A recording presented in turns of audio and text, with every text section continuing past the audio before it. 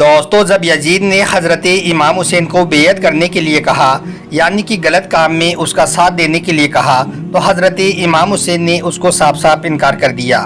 یہاں سن کر یزید نے اپنی فوج کو حکم دیا کہ اگر امام حسین میری بیعت نہ کرتا ہے تو اس کا قتل کر دیا جائے۔ یہ دیکھ کر حضرت امام حسین نے خون خرابے سے بچنے کے لیے مدینہ چھوڑنے کا فیصلہ کر لیا۔ پھر امام حسین اپنے کچھ ساتھیوں کے ساتھ مدینہ چھوڑ کر جانے لگے، جن میں عورتیں بھی تھیں، بچے بھی تھے، بوڑھے اور جوان بھی تھے۔ کل ملا کر 72 لوگوں کا یہ قافلہ تھا۔ چلتے چلتے آپ عراق کے کربلا کے میدان میں جا پہنچے اور کربلا کے میدان میں جا کر آپ نے اپنا پڑاؤ ڈال دیا، مگر پیچھے پیچھے ہی یزید کی فوج بھی کربلا کے میدان میں آ پہنچی۔ سب سے پہلے تو یزید کی فوج نے پانی پر اپنا قبضہ کر لیا، یعنی کہ امام حسین اور ان کے ساتھیوں پر پانی کے لیے روک لگا دی۔ اس کے بعد یزید کی فوج نے امام حسین اور ان کے ساتھیوں پر طرح طرح کے ظلم و ستم کرنے شروع کر دیے۔ پھر 9 محرم کے دن انہوں نے امام حسین کے قافلے پر حملہ کر دیا۔ یہ دیکھ کر حضرت امام حسین نے حضرت عباس سے کہا کہ اے عباس، یزید کی فوج کے پاس جاؤ اور جا کر ان سے کہو کہ نواسہ رسول کہتا ہے کہ ان کو 1 رات کی مہلت دی جائے تاکہ وہ اللہ کی عبادت کر سکیں۔ پھر حضرت عباس یزید کی فوج کے پاس جاتے ہیں اور ان کو حضرت امام حسین کا یہ پیغام سناتے ہیں۔ یہ سن کر یزیدی فوج کا کمانڈر ہنسنے لگا اور سوچنے لگا کہ 1 رات کی پیاس سے ان کا اور زیادہ برا حال ہو جائے گا اور صبح تک شاید یہ یزید کی بات کو مان لیں گے۔ یہی سوچ کر یزیدی فوج نے حضرت امام حسین کو 1 رات کی مہلت اور دے دی اور یہ فیصلہ کیا گیا کہ اب جنگ 9 محرم کو نہیں بلکہ 10 محرم کے دن کی جائے گی۔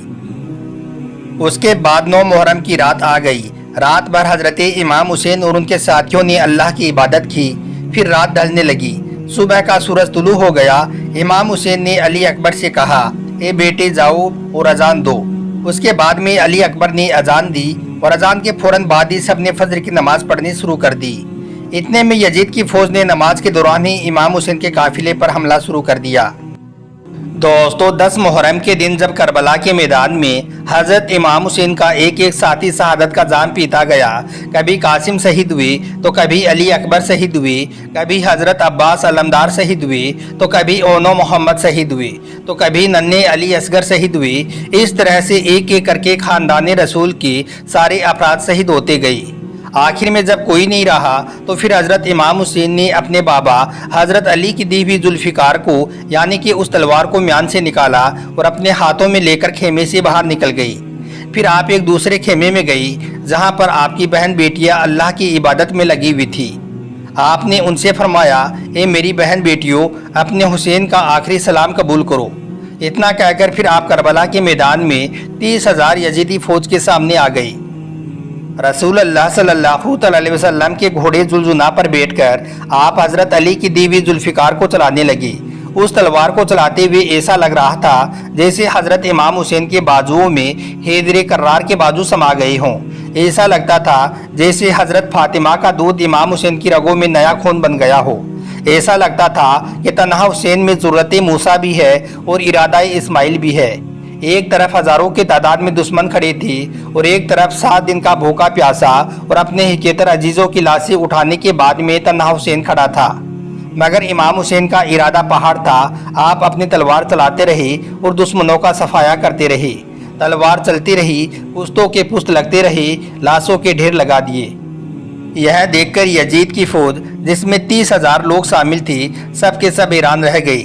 سوچنے لگے کہ اب اس تلوار کو کیسے روکا جائے، کیونکہ اب اس تلوار کا رکنا یزیدی فوج کے لیے بہت ضروری تھا۔ اگر یہ تلوار رکے گی تو یزیدی بچیں گی۔ حضرت امام حسین اپنی تلوار سے یزیدی بھیڑیوں کو اس طرح سے کاٹتے جا رہے تھے جیسے کہ کوئی گاجر مولی کو کاٹتا ہے۔ سب سے پہلے حضرت امام حسین نے میمنہ پر حملہ کیا تو پورا میمنہ صاف ہو گیا۔ پھر شیر خدا محاصرے کی طرف بڑھے تو پورا محاصرہ صاف ہو گیا۔ پھر یزید کے قلب پر حملہ کیا تو پورے لشکر کا قلب صاف ہو گیا۔ یہ منظر دیکھ کر ساری کی ساری یزیدی فوج حیران اور پریشان رہ گئی۔ ابن سعد ادھر ادھر بھاگنے لگا، ابن زیاد پریشان ہو گیا، سمر چلانے لگا، کھولی مایوس ہو گیا۔ سوچنے لگا، یا اللہ، یہ کیا ہو رہا ہے؟ ایک ہی آدمی سب کی گردن کاٹتا جا رہا ہے۔ کہیں ایسا نہ ہو جائے کہ ایک تاریخ ایسی بن جائے کہ یزید کی 30,000 کی فوج کو صرف ایک آدمی نے، یعنی کہ تنہا امام حسین نے صاف کر دیا۔ दूर खड़े दुश्मन सोचने लगे कि अब इस तलवार को रोकना बहुत ज़रूरी है, लेकिन उनके कुछ समझ नहीं आ रहा था कि अब इस तलवार को रोका कैसे जाए।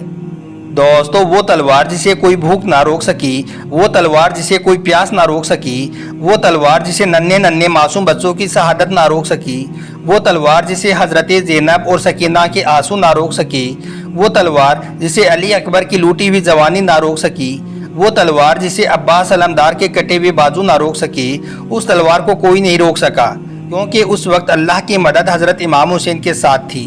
ज़मीन भी आपका साथ दे रही थी, आसमान भी आपके हिमायत में था, फिजा भी आपकी मददगार थी। ऐसे में उस तलवार का रुख पाना मुमकिन नहीं था।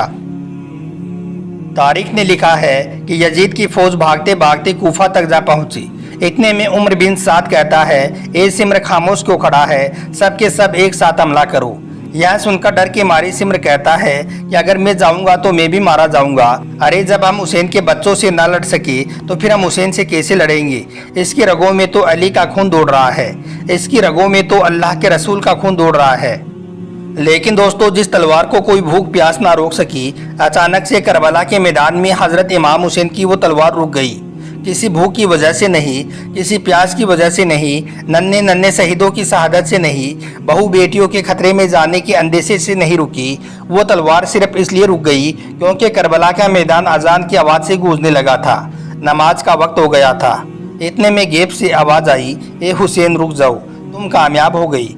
यह सुनकर फौरन हजरत इमाम हुसैन ने अपना सर झुका लिया, अपने हाथ रोक लिए और अल्लाह का शुक्र करने लगे। उसके बाद वो तीरें, वो तलवारें, वो पत्थर आपके जिस्म पर लगने लगे। इतने में हजरत इमाम हुसैन अपने घोड़े की पीठ से ज़मीन पर आ गिरे।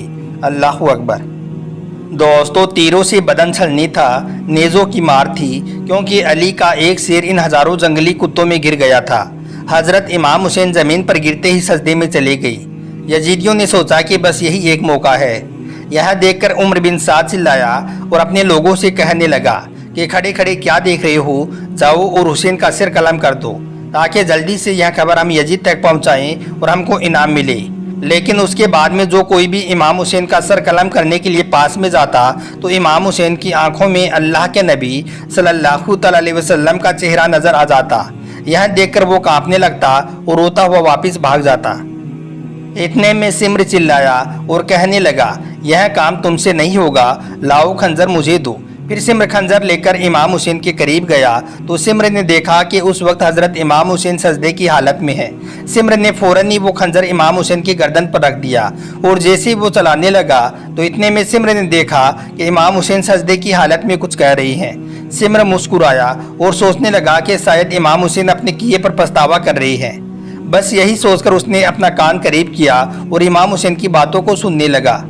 इमाम हुसैन कह रही थी, ए अल्लाह, हमारी शहादत को कबूल फरमा। मैंने तुम्हारे दीन के लिए अपना सब कुछ, अपना घर बार सब कुछ कुर्बान कर दिया है। या अल्लाह, तू गवाह रहना, तेरे नबी के नवासे ने तेरे दीन के लिए अपना सब कुछ लुटा दिया है। सिमर ने जब देखा कि इमाम हुसैन इस हालात में भी अल्लाह का शुक्र अदा कर रही हैं, अपने रब की हमदो सना कर रही है, तो यह देखकर सिमर हैरान रह गया। फिर वो घबराहट के मारे इमाम हुसैन की गर्दन पर खंजर चलाता रहा और हजरत इमाम हुसैन अल्लाह का जिक्र करते रहे।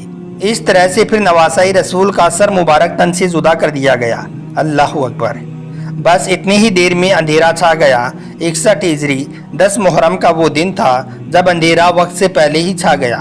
सलाम हो करबला के शहीदों पर, सलाम हो नवासाई रसूल हजरत इमाम हुसैन पर।